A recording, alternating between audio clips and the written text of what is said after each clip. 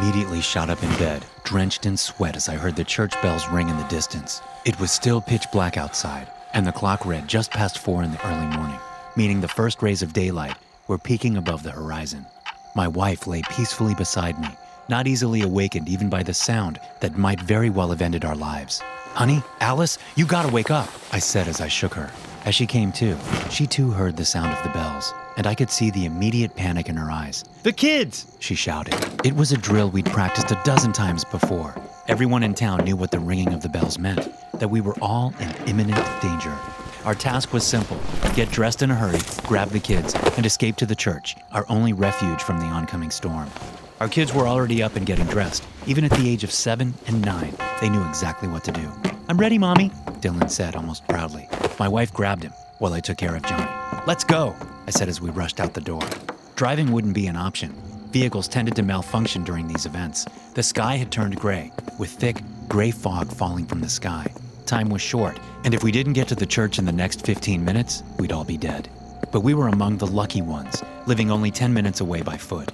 Those who originally lived in the outskirts of town had mostly relocated or had already been taken by the Murmillos, demons forged in battle from tainted souls merged together into incomprehensible messes. They wished for nothing but death, craved only suffering.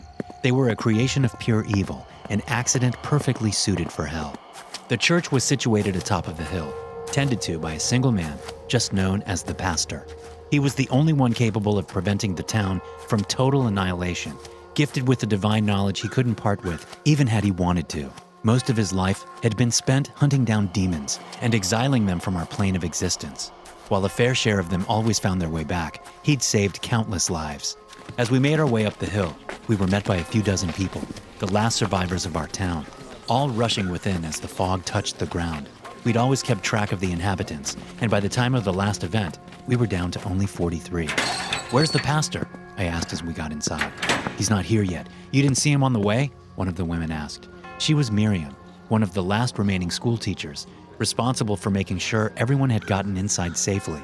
But as much as she cared, there was little she could do if someone missed the deadline. I shook my head, quickly looking over the room, hoping to see the pastor. But in his absence, all I could see were frightened faces. If he didn't arrive by the time the church bell stopped ringing, he'd be locked outside. The demons could not get through the doors if they were closed, not without a vessel anyway. That's why they had to be firmly shut before the fog touched the ground. "It's too late. We gotta close the door," Miriam said. With that, a couple of guys dressed in robes closed the doors.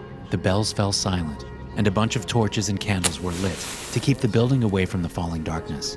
Miriam ordered everyone to sit down and went around counting each and every one of the survivors. 39, 40, she counted out loudly before stopping. "There are 3 people missing, including the pastor." None of us spoke a word. As much as we wanted to save the latecomers, we knew they were already dead. But without the pastor there to keep us safe, we hadn't the faintest clue what might come next. 3 vessels, I mumbled, knowing the fate of each missing person. See, the demons themselves could do nothing as long as we didn't leave the church during the event. The pastor had made sure of that. But once a vessel had been found, there was no limit to the horrors they could commit. And without the pastor there to exorcise and exile the demons, we could do nothing except wait for our inevitable demise. "What are we going to do?" Johnny asked. "I don't know," I said honestly. Then the knocking began, soft at first, barely a thump on the door. "Do you think it's one of the survivors?" Alice asked. "Demons don't knock. We should open up," one of the survivors suggested. "Fuck that. No one outside could possibly still be alive," another one said. "What if it's the pastor?" I suggested. But the knocking didn't sound erratic or urgent at all. They were just rhythmic, slow thumps, slowly getting louder. "We never open the door," Miriam said sternly. "We just have to wait it out like always." "What about the demons? If they found vessels, they'll try to get in?" Alice said. "The doors are reinforced. They'll hold," Miriam responded, trying to sound confident, but anyone that knew her could tell it was a facade. We stepped away from the knocks as they kept getting louder. Then something started knocking on one of the boarded-up windows in the back. Same rhythm, quiet at first, but getting louder. "Oh God, we're going to die!" a man shouted. As he finished that hopeless sentence, the third knock began. With each passing sound, the knocks got louder, harder, but never changed in frequency. They quickly surpassed the strength of any human, and before long, small cracks were formed where the demons were knocking. Within minutes, they'd be inside. I kept hoping for the pastor to come and save us, but even he was little more than a mortal man, one that had surely perished in the fog. "We have to run," Miriam suddenly said. "As soon as the doors break, just run. Get out of town." "We'll die," I shot back in shock. "Most of us, yes, but a few might get out. We don't have any other choice." As much as I was hoping for a miraculous rescue, I knew she was right. I tried to come up with another feasible survival plan, but the loud bang of shattering wood broke my train of thought. The doors were opening, a few more knocks, and the demons would come inside. Alice and I grabbed our kids and got ready to run. "Here they come!" With that, the doors blew open, exploding in a hail of wood fragments. The pastor stood there, his abdomen cut open and his eyes dug out. He'd clearly been killed prior to the event, meaning he'd been taken as a vessel even after death. The other two were mere teenagers, two boys who always hung out together. "Run!" All at once, every single person started rushing past the demons. In the poorly attempted escape, 10 people immediately attacked in the span of 5 seconds. Their bodies were torn to shreds, and their screams short-lived as their guts hit the ground. My family made it out with only a few scratches, but that didn't mean we were safe. Once outside, the Murmillos could finally take hold of us as their vessels. One by one, the survivors fell to demons violently entering their bodies. Many broke in the process, some even crumbling apart from the sheer force of entry. But we couldn't help. We just kept running. I'm not even sure what happened. But in the mess of it all, I lost track of Alice and Dylan. They'd been right behind me from the start, but suddenly, they just weren't there.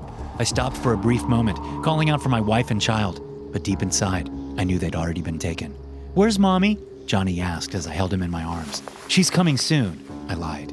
The air around us had quickly fallen silent, presumably because everyone else had already died. I'd only gotten halfway through town, but I couldn't carry on any longer. The demons, bound and unbound, would come for us at any moment, so I searched for the closest shelter, if only to buy a moment of time. "Why are you stopping here?" Johnny asked. "We just need to hide out for a bit, okay?" I boarded up the door, knowing it wouldn't help. Our only chance was for them not to notice our presence. "Is Mommy coming?" he asked. "Yes, of course. We just gotta wait and be real quiet." "But how will she find us then?" he asked. "She will. Everything will be all right." There was nothing more I could do, except to warn whoever accidentally stumbled into our little town. So I sat down and started writing this note, hoping that someone would find it after our deaths. Hopefully it'll serve as enough of a warning that anyone who reads it just turns around and leaves before they hear the sound of the church bells ringing. Goodbye. Thanks for listening. If you enjoy these stories, be sure to subscribe to the podcast and check out some more of my episodes here.